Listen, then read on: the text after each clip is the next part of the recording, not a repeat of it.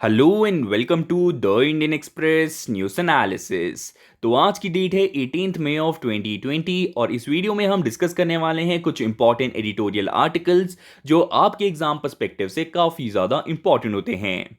उससे पहले उन क्वेश्चंस की बात करते हैं जो मैंने आपसे पिछले वीडियो में पूछे थे। पहला क्वेश्चन है कि बताइए, गवर्नमेंट ऑफ इंडिया ने यहाँ पे 20 लाख करोड़ का यहाँ पे स्टिमुलस पैकेज जो दिया है वो हमारी जीडीपी का कितना परसेंटेज है। तो जैसा कि आप आंसर्स में देख सकते हैं, ये बेसिकली हमारे 10% ऑफ जीडीपी है। और कुछ आने वाले आर्टिकल्स में हम डिस्कस करेंगे कि जो एग्जैक्ट यहाँ पे जो अमाउंट यहाँ पे आने वाला है इफेक्टिव वो 10% से कैसे कम है। अगला क्वेश्चन है कि बताइए कि वो कौन सा पोर्टल है जो कि यूनियन मिनिस्ट्री ऑफ एमएसएमई के द्वारा लॉन्च किया गया है ताकि इंडियन एमएसएमई जो है यहाँ पे इन league of national global champion बन सके। तो उसके लिए बेसिकली यहाँ पे जो है चैंपियन पोर्टल यहाँ पे रिलीज किया गया है जिसका फुल फॉर्म है creation and harmonious application of modern process for increasing the output and the nation strength. अब बात करते हैं यहाँ पे पहले आर्टिकल की। पहला आर्टिकल यहाँ पे डब्ल्यू से रिलेटेड है, ताइवान और यहाँ पे इंडिया का क्या स्टैंड है कि ताइवान को यहाँ पे ऑब्जर्वर स्टेटस देना चाहिए नहीं, उन सब चीज़ों के बारे में हम यहाँ पे डिस्कस करने वाले हैं इस आर्टिकल में। अब यहाँ पे आपको ये समझना है कि इस आर्टिकल में ऑथर का मानना ये है कि हमें एक प्रैक्टिकल अप्रोच की यहाँ पे ज़रूरत है, एक मिडिल पाथ की। तो उसको भी इसके यहाँ पे सजेस्ट किया गया है। सबसे पहले कंटेक्स्ट समझ लेते हैं। तो यहाँ पे 73rd वर्ल्ड हेल्थ असेंबली को यहाँ पे ऑर्गेनाइज करने की बात की जा रही है 18th मई यानी कि आज। तो यहाँ पे ये बेसिकली 2 दिन का प्रोग्राम है जिसके अंतर्गत यहाँ पे काफ़ी सी चीज़ों को कवर अप करने की कोशिश की गई है, जैसे कि पेंडेमिक रिस्पॉन्स और किस तरीके से यहाँ पे डेलीगेट किया जा सकता है रिस्पॉन्सिबिलिटी को। तो उन सब चीज़ों के बारे में यहाँ पे इस असेंबली में डिस्कशन किया जाने वाला है।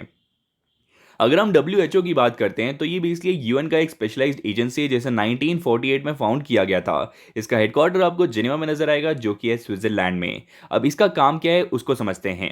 इसका बेसिक काम ये कि यहाँ पे इंटरनेशनल लेवल पे जहाँ पे भी जो डायरेक्ट या कोऑर्डिनेटिंग अथॉरिटी है वो उसमें ये काम करता है। उसके अलावा यहाँ पे कोलैबोरेशन बनाए रखना और अगर कभी भी असिस्टेंस की जरूरत पड़े यहाँ पे प्रोफेशनल या साइंटिफिक तो वो बेसिकली प्रोवाइड करता है। अगर हम सिर्फ असेंबली की बात करते हैं यहाँ पे वर्ल्ड हेल्थ असेंबली, तो ये बेसिकली डब्ल्यू का एक डिसीजन मेकिंग बॉडी है जहां पे यहाँ पे पॉलिसीज को डिटरमाइन किया जाता है और यहाँ पे जो बजट है यहाँ पे उसे प्रपोज और अप्रूव और रिव्यू किया जाता है। तो ये बेसिक रोल है असेंबली का। अब यहाँ पे जो असेंबली होने वाली है उसमें 2 इंपॉर्टेंट और सेंसिटिव इश्यूज है जिसको यहाँ पे समझना इंपॉर्टेंट है। पहला ये कि जब से यहाँ पे कोविड-19 यहाँ पे फैला है तो उसमें जो है चाइना ने किस तरीके से चीज़ों को हैंडल किया है जो इनिशियल लेवल पे, तो उसको उसके ऊपर काफ़ी सवाल उठाए जा सकते हैं चाइना के ऊपर। और दूसरा जो है स्टेटस ऑफ ताइवान पार्टिसिपेशन, क्योंकि चाइना से खिलाफ है कि यहाँ पे ताइवान का पार्टिसिपेशन अलग से क्यों चाहिए, क्योंकि चाइना का तो मानना है कि ताइवान जो है उन्हीं का पार्ट है। तो ये बेसिकली उन्होंने यहाँ पे क्वेश्चन रेज किए हैं। ताइवान की लोकेशन आप पहले देख लीजिए, ये रहा ताइवान और यहाँ पे आप चाइना देख सकते हैं। ताइवान की कैपिटल ताइपी है और चाइना की तो आप जानते हैं बीजिंग है। अब यहाँ पे ताइवान का एक्सक्लूजन जो है इतना इंपॉर्टेंट क्यों हो जाता है। अगर आपको पता होगा कि जो ताइवान है उसे ऑफिशियल उसका नाम रिपब्लिक ऑफ चाइना है जो कि फाउंडिंग मेंबर था डब्ल्यू का when it was created in 1948। लेकिन फिर 1972 में उसे एक्सपेल कर दिया गया था जब से जो है चाइना को यहाँ पे यूएन की सीट मिल गई थी और चाइना का बेसिकली नाम पीपल्स रिपब्लिक ऑफ चाइना। तो ये 2 डिफरेंस आपको पता होना चाहिए चाइना और ताइवान का जो ओरिजिनल नेम है, ठीक है।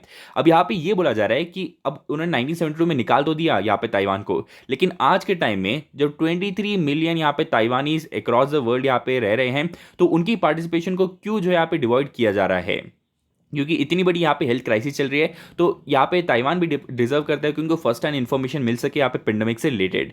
और यहाँ पे इवन ताइवान की जो वाइस प्रेसिडेंट है उन्होंने यही कहा है कि इस टाइम पे जो है किसी भी कंट्री को एज एन ऑर्फन ट्रीट नहीं करना चाहिए। यहाँ पे जो हेल्थ नेटवर्क है उन्हें स्ट्रॉन्ग बनाने पर फोकस होना चाहिए। उसके अलावा यहाँ पे उन्होंने ये भी ऐड किया है कि यूजुअली डब्ल्यू जो यहाँ पे पॉलिटिक्स को ज़्यादा इंपॉर्टेंस देता है कंपेयर टू प्रोफेशनलिज्म और न्यूट्रलिज्म। और उसके अलावा इवन डोनाल्ड ट्रम्प एडमिनिस्ट्रेशन ने भी यही बोला है कि आज काफ़ी ज़्यादा टाइम से जो है डब्ल्यू यहाँ पे चाइना को काफ़ी ज़्यादा फेवर कर रहा है और कहीं ना कहीं वो पॉलिटिक्स को ओवर पब्लिक हेल्थ यहाँ पे देख रहा है। और इसी के संदर्भ में जो है यहाँ पे कुछ महीनों पहले डोनाल्ड ट्रम्प ने यहाँ पे सस्पेंड कर दिया था जो यहाँ पे फंडिंग डब्ल्यू को देते थे। अब यहाँ पे एक चीज़ आपको ये समझनी है कि डब्ल्यू की जो असेंबली यहाँ पे होने वाली है ऑब्वियसली वर्चुअली होगी जिसके अंतर्गत जो है काफ़ी सारे यहाँ पे मेंबर स्टेट पार्टिसिपेट करेंगे। अब यहाँ पे एक क्वेश्चन तो यही है जिस पे पॉलिटिकल बैटल चल रहा है कि ताइवान को ज्वाइन करने देना चाहिए नहीं एज एन ऑब्जर्वर। तो एक यहाँ पे इंपॉर्टेंट एस्पेक्ट ये है कि सारे जो मेंबर स्टेट्स है यहाँ पे, तो ये बेसिकली सबको लेकर आता है इस एक फोरम पे। तो ताइवान की जो सक्सेस स्टोरी है कि किस तरीके से उन्होंने कोविड को हैंडल किया है, वो एक काफ़ी एक अच्छे लेसन दे सकता है यहाँ पे बाकी कंट्रीज को, बेस्ट प्रैक्टिसेस के बारे में बता सकता है, जो कि डिवॉइड हो जाएगा अगर ताइवान को अलाउ नहीं किया जाता है। अब चाइना की अगर हम बात करते हो, काफ़ी अडमेंट है कि यहाँ पे ताइवान को अलाउ नहीं करना देना चाहिए इस मीटिंग में। अब कहीं ना कहीं ताइवान का आर्गुमेंट ये कि इससे पहले उन्हें काफ़ी बार पार्टिसिपेट किया हुआ 2009 से 16 के बीच में, लेकिन उस टाइम पे जो है जो चाइना ताइवान के रिलेशन तो वो थोड़े से वार्म थे, लेकिन इस टाइम पे जो है वो इतने वार्म नहीं है। इसी वजह से जो है यहाँ पे काफ़ी ज़्यादा यहाँ पे प्रोटेस्ट चाइना के द्वारा किया जा रहा है। अब इंडिया कहाँ से बीच में आ जाता है डब्ल्यूएचओ, चाइना और ताइवान के बीच में? अब यहाँ पे आपको ये समझना है कि India is set to be elected as a chairman of executive board of WHO. अब एग्जीक्यूटिव बोर्ड ऑफ डब्ल्यूएचओ क्या है? तो इसके अंदर बेसिकली 34 इंडिविजुअल यहाँ पे technical qualified field of health जो है मेंबर स्टेट्स होंगे, जिनको बेसिकली सेलेक्ट किया जाता है for the term of 3 years. अब यहाँ पे जो बोर्ड है बेसिकली साल में 2 बार मिलता है और इमीडिएटली आफ्टर असेंबली जो इनकी मीटिंग होती है। अब काम क्या है इस एग्जीक्यूटिव बोर्ड का? ये लोग बेसिकली जितने भी डिसीजन पॉलिसीज ली जाती है असेंबली के द्वारा, तो उन्हें इफेक्ट में लाने की कोशिश करते हैं। तो उसे बेसिकली पूरा जो काम होता है असेंबली का, उसे फैसिलिटेट भी जो है यहाँ पे एग्जीक्यूटिव बोर्ड करता है। अब इसका जो चेयरमैन अब यहाँ पे इंडिया बनने वाला है, तो इंडिया का रोल काफ़ी ज़्यादा इंपॉर्टेंट हो जाता है इस डिसीजन में भी। अब आपको ये समझना है कि यहाँ पे जिस तरीके से इंडिया का रोल रहेगा, तो वो हम यहाँ पे आगे डिस्कस करेंगे। लेकिन चाइना ने इससे पहले एक प्रपोजल रखा था ताइवान के सामने कि अगर ताइवान एक्सेप्ट कर लेता है कि वो चाइना का ही पार्ट है, तो उसे अलग किया जा सकता है इस मीटिंग में, लेकिन जिसको जो है ताइवान के हेल्थ मिनिस्टर ने कंप्लीटली रिजेक्ट कर दिया था। अब यहाँ पे काफ़ी सारे सपोर्ट यहाँ पे मिला है ताइवान को कि उन्हें जो है अलाउ करना चाहिए इस पूरे डब्ल्यूएचओ के डेलिब्रेशन में, जैसे कि यूएस, जापान, ऑस्ट्रेलिया, न्यूजीलैंड जो है सपोर्ट में है ताइवान के। अब यहाँ पे काफ़ी ज़्यादा प्रेशर है इंडिया के ऊपर कि फ्रॉम वेस्टर्न पार्टनर्स भी और बीजिंग भी कि यहाँ पे क्या करना है, लेकिन यूएस काफ़ी ज़्यादा डिटरमाइंड है कि ताइवान को जो है यहाँ पे पार्टिसिपेट करना चाहिए एज एन ऑब्जर्वर एटलीस्ट। और क्योंकि जिस तरीके से उन्होंने यहाँ पे सिग्निफिकेंट रोल प्ले किया है, तो उसको जो यहाँ पे दर्शाना भी काफ़ी ज़्यादा इंपॉर्टेंट रहेगा। अगली बात करते हैं कि दिल्ली जो भी डिसीजन लेगा यहाँ पे अबाउट ताइवान क्वेश्चन कि इनको डब्ल्यूएचओ की असेंबली में अलाउ करना है नहीं, तो ये basically out of practical knowledge होना चाहिए, ना कि यहाँ पे कोई प्रिविशनेस या फिर फियर। तो ये इंपॉर्टेंट रहने वाला है। उसके अलावा कुछ यहाँ पे एक्सपर्ट का मानना है कि यार काफ़ी अच्छा मौका है कि हम बेसिकली चाइना को पे बैक कर सकते हैं इन द सेम कॉइन। मतलब यहाँ पे चाइना के काफ़ी ज़्यादा एफर्ट्स है यहाँ पे यूएनएससी में जो है कश्मीर के इशू को उठाने की। तो यहाँ पे अगर वन इंडिया पॉलिसी को अगर फॉलो नहीं कर सकता है बीजिंग, तो हम क्यों जो है यहाँ पे ब्लाइंडली वन चाइना पॉलिसी को फॉलो करें। और कुछ एक्सपर्ट्स का ये भी मानना है कि इस टाइम पे चाइना को अपसेट करना सही नहीं रहेगा। ऑलरेडी यहाँ पे बॉर्डर्स पे काफ़ी ज़्यादा जो है मिलिट्री टेंशन बढ़ता हुआ नजर आ रहा है। हमने काफ़ी सारे इंसिडेंसेस देखे जहाँ पे जो है चाइना हमारे बॉर्डर्स के अंदर घुस रहा था। तो उस टाइम पे जो है यहाँ पे मिलिट्री जो टेंशन है वो काफ़ी ज़्यादा बढ़ सकते हैं अगर हम यहाँ ऐसा कोई भी स्टेप लेते हैं। तो अब एक सेंसिबल पाथ यही रहेगा कि किस तरीके से जो है हम यहाँ पे अपने जो बाकी जो पास्ट के एक्सपीरियंसेस और जो हमारे साथ चीज़ें हुई है उसको यहाँ पे थोड़ा सा सेपरेट रख के जो है सिर्फ ताइपी की इंपॉर्टेंस क्या होगी अगर वो डब्ल्यूएचओ की इस मीटिंग में पार्टिसिपेट करता है, क्या वैल्यू एडिशन होगा, उस पर फोकस करने पे यहाँ पे बताया गया है, ना कि किसी भी कंट्री के प्रेशर में आके कोई डिसीजन नहीं लेना जो है इंपॉर्टेंट रहेगा। तो यहाँ पे एक मिड पाथ का सजेशन दिया गया है जो कि मेरिट बेस्ड होगा। अगला आर्टिकल यहाँ पे बताया जा रहा है कि जो इकोनॉमिक डिस्ट्रेस को हैंडल करने के लिए गवर्नमेंट ने यहाँ पे काफ़ी सारे स्टेप्स लिए हैं, तो उससे भी ज़्यादा हमें बोल्डर स्टेप्स की जरूरत पड़ी है। तो अब यहाँ पे जितने भी स्टेप्स लिए हुए उन्हें अंडरवेलमिंग कहा गया है। अंडरवेलमिंग का मतलब ये कि fail to impress to make a positive impact या डिसअपॉइंटिंग, मतलब जो भी स्टेप्स लिए गए हैं वो इतने ज़्यादा अच्छे नहीं है, वही बेसिकली इस आर्टिकल में कहे गए हैं। अगले आर्टिकल में हम इसके मेरिट्स भी डिस्कस करेंगे, लेकिन इस आर्टिकल में जो है जितने भी स्टेप्स लिए गए उनको बेसिकली बोला गया है कि इतने ज़्यादा अच्छे नहीं थे, तो बेसिकली वही बताया गया है। अब सबसे पहले बात करते हैं जिस तरीके की प्रॉब्लम हम फेस कर रही है वो इतनी यूज है, तो एक्सपेक्टेशंस भी यही है कि यहाँ पे जो सोल्यूशन यहाँ पे गवर्नमेंट दे रहा है वो भी यूज होने चाहिए। भले ही यहाँ पे एक्सपेक्टेशंस हमारी राइज हो गई थी जब यहाँ पे 20 लाख करोड़ का पैकेज के बारे में बताया गया था, लेकिन जिस तरीके के यहाँ पर रिलीफ पिछले 5 दिनों में दिए गए हैं वो इतने ज़्यादा अच्छे नहीं है, क्योंकि एक्सपेक्टेड था कि जो मोस्ट वल्नरेबल है उनको हैंडल किया जाएगा, जिन सेक्टर को सपोर्ट की जरूरत है उन्हें हेल्प की जाएगी। शॉर्ट टर्म, मीडियम टर्म और लॉन्ग टर्म जो है मेजर्स लिए जाएंगे ताकि डिमांड को जो है बूस्ट किया जा सके, और जो स्ट्रक्चरल रिफॉर्म्स है यहाँ पे लेबर से रिलेटेड, सिविल सर्विस से रिलेटेड, वो सारे किए जाने चाहिए थे, लेकिन वो नहीं एक्सपेक्ट यहाँ पे देखने को मिले हैं। अब यहाँ पे उसके अलावा बात करते हैं जो मेजर मेजर्स लिए गए हैं वो बेसिकली थोड़े से रिलीफ में चलिए गए हैं। लिक्विडिटी यहाँ पे पुश की गई है, और जो जो डिमांड साइड पे जो सपोर्ट चाहिए था वो काफ़ी मिनिमल था। इन सारे यहाँ पे जो भी चीज़ें निर्मला सीतारमण जी ने बोले हैं। अब बात करते हैं सफरिंग ऑफ द वल्नरेबल के बारे में। तो यहाँ पे उनकी जो सफरिंग्स है उन्हें एलिविएट यानी कि कम करने के लिए क्या क्या कोशिश की गई है। यहाँ पे कुछ मेजर्स लिए गए हैं लेकिन वो काफ़ी ज़्यादा लेट है। जैसे कि पब्लिक डिस्ट्रीब्यूशन सिस्टम को यहाँ पे जो है यहाँ पे प्रोवाइड करने की बात की जा रही है, जिसके अंदर फूड ग्रेन्स को प्रोवाइड किया जाएगा, लेकिन इसे इंप्लीमेंट करने में काफ़ी ज़्यादा टाइम लगेगा। मतलब जो पोर्टेबिलिटी का फैक्टर है उसको अगर अगर इंप्लीमेंट करते हैं तो ऑलमोस्ट 1 महीने का टाइम लग जाएगा।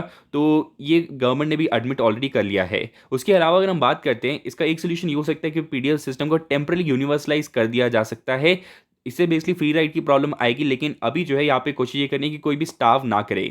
उसके अलावा जो कैश ट्रांसफर करने की बात की गई है, जिसमें यहाँ पे 500 रुपीज़ या ऑलरेडी ट्रांसफर हो रहा है, तो इस ये इतना ज़्यादा हेल्पफुल नहीं है। लेकिन उसके अलावा यहाँ पे जैम ट्रिनिटी यानी कि यहाँ पे जो जनधन आधार और जो मोबाइल की ट्रिनिटी है उसको काफ़ी इनोवेटिव तरीके से इस्तेमाल किया जा सकता है कि on the short term basis जो है एक अच्छा इनकम सपोर्ट प्रोवाइड किया जा सके।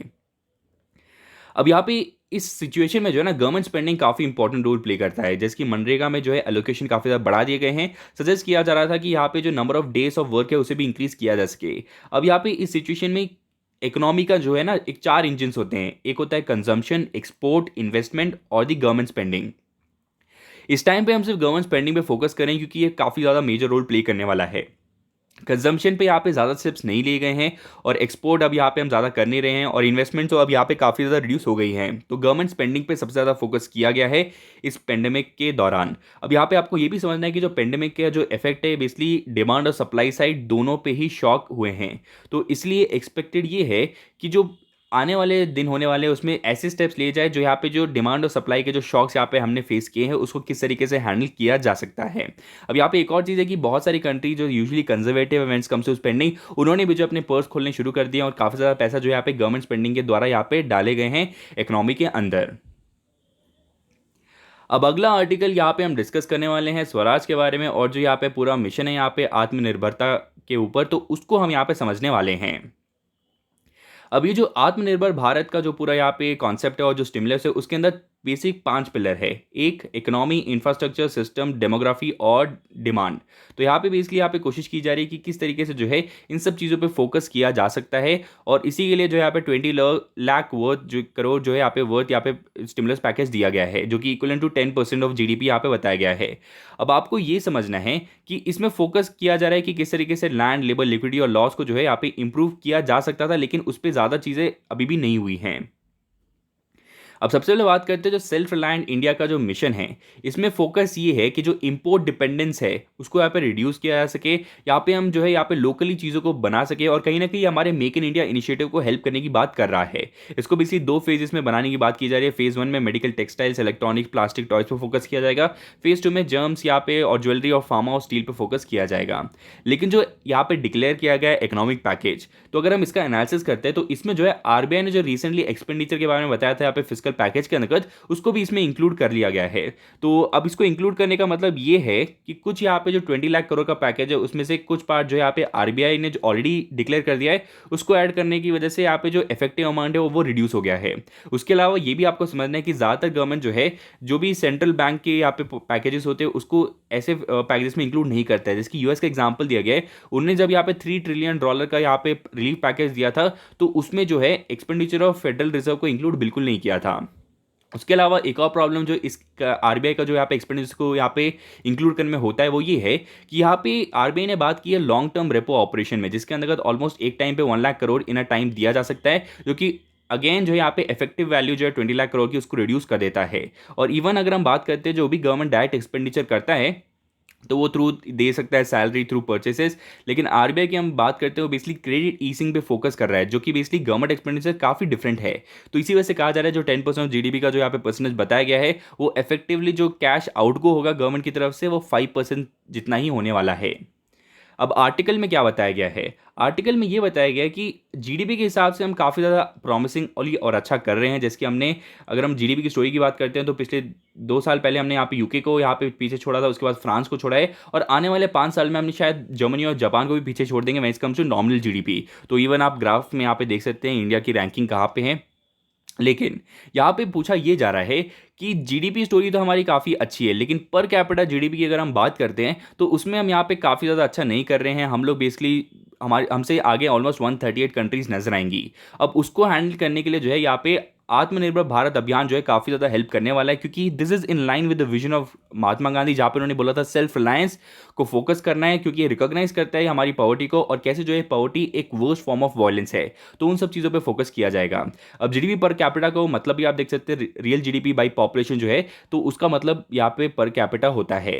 अब यहाँ पे उसमें हम काफ़ी अच्छा नहीं कर रहे हैं, तो उसको किस तरीके से हैंडल किया जा सकता है, उसको समझने से पहले आपको ये समझना होगा कि रिफॉर्म्स में क्या क्या चीज़ें बोली गई हैं। अब यहाँ पे जो पूरा प्लान है मिशन, तो उसमें जो है यहाँ पे लिक्विडिटी इन्फ्यूज़ की जा रही है, अनएम्प्लॉयमेंट को जो हैंडल करना कैसे है उसको चीज़ों को यहाँ पे बताया गया है। उसके अलावा एग्रीकल्चर के लिए काफ़ी ज़्यादा पैकेज दिए गए हैं, जैसे कि फार्म गेट है, एग्रीगेशन पॉइंट फॉर इंफ्रास्ट्रक्चर है, फिशरीज, एनिमल हस्बेंड्री, इन लोगों के लिए काफ़ी काम किया गया था। एनबीएफसीज, एमएसएमई, इनमें लिक्विडिटी यहाँ पे इन्फ्यूज़ की गई है।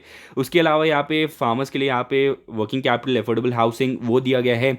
मनरेगा में अलोकेशन, पेंशन बेनिफिट्स दिए गए हैं। तो कहीं ना कहीं इतने सारे स्टेप्स लिए गए हैं, लेकिन यहाँ पे ऑथर का मानना है कि ये जो पूरा आत्मनिर्भरता मिशन है उसका एक 2.0 वर्जन होना चाहिए, जिसमें जो है सिविल सर्विस रिफॉर्म होने चाहिए, गवर्नमेंट रिफॉर्म्स होने चाहिए। क्योंकि जिस तरीके से यहाँ पे देख रहे हैं, दिल्ली में यहाँ पे 57 मिनिस्ट्रीज है, उसके अंदर 250 पीपल सेक्रेटरी रैंक के हैं, तो ये इतनी ज़रूरत नहीं है। हमें यहाँ पे गवर्नमेंट रिफॉर्म करने की जरूरत है, फाइनेंशियल रिफॉर्म, अर्बन रिफॉर्म, किस तरीके से सिटीज़ को प्लान करना है, एजुकेशन रिफॉर्म, किस तरीके से यहाँ पे रेगुलेटर जो है यहाँ पे यूनिवर्सिटीज़ में एक यूनिफॉर्मिटी लेकर आएगा, स्किल रिफॉर्म, ताकि एम्प्लॉयर जो है यहाँ पे यूनिवर्सिटी से जब लोगों को हायर करे, स्टूडेंट्स को, तो उनके पास वो राइट अमाउंट ऑफ स्किल हो। लेबर रिफॉर्म करना, ताकि हमारा जो लेबर का पूरा स्ट्रक्चर है, जो इंसेंटिव सिस्टम है, जो स्किल्स उन्हें प्रोवाइड करनी चाहिए, वो सारी चीज़ें यहाँ पे इनलाइन हो। अब इन चीज़ों पे फोकस करने की बात की जा रही है ऑथर के द्वारा। अब उन्होंने इसे क्यों रखा है, उन्होंने ये बोला है कि गवर्नमेंट स्पेंडिंग तो कर रहा है, लेकिन वो वेलफेयर स्टेट तभी बन पाएगा जब उसके पास इतने सारे रिसोर्सेज होंगे। रिसोर्सेज सिर्फ यहाँ पे अमाउंट ऑफ मनी को रिप्रेजेंट नहीं करता, it is about the productivity of the cities, firms और सिटीजन। तो ये जो प्रोडक्टिविटी है वो तभी आ पाएगी जब हम उनको जो है यहाँ पे ये सारे इंपॉर्टेंट एसेंशियल चीज़ें प्रोवाइड करेंगे। जैसे कि अगर आपके कंट्री में लेबर लॉस और जो बेसिक लॉज है वो सिंपल है, तो ऑब्वियसली बात है चीज़ों को यहाँ पे अमल में लाना काफ़ी ज़्यादा आसान रहेगा। इवन यहाँ पे ऑथर के द्वारा बोला गया है कि इंडिया ने जो है फर्स्ट ट्रेन टू मैन्युफैक्चरिंग जो थी वो मिस कर दी थी, लेकिन जो सेकंड ट्रेन है यहाँ पे शायद वो आने वाला है, और उसे जो है इंडिया को मिस नहीं करना चाहिए। अगर उसे मिस नहीं करना है तो ऑब्वियसली बात है हमें अपनी कैपेबिलिटीज़ को डेवलप करना ही होगा, जिसमें स्किल डेवलपमेंट, लेबर रिफॉर्म्स, यहाँ पे एजुकेशन रिफॉर्म काफ़ी ज़्यादा इंपॉर्टेंट रोल प्ले करने वाले हैं। अगले जो दो क्वेश्चन है जो आप अटेम्प्ट कर सकते हैं कमेंट बॉक्स में। पहला क्वेश्चन है कि बताइए यूक्रेन की कैपिटल और करेंसी क्या है। अगला क्वेश्चन है कि बताइए WEF यानी कि वर्ल्ड इकोनॉमिक फोरम की रैंकिंग के हिसाब से यहाँ पे एनर्जी ट्रांजिशन इंडेक्स में इंडिया की क्या रैंक है। तो आज के लिए इतना ही है, आशा करता हूं आपको वीडियो पसंद आया। Thank you and have a nice day. जय हिंद।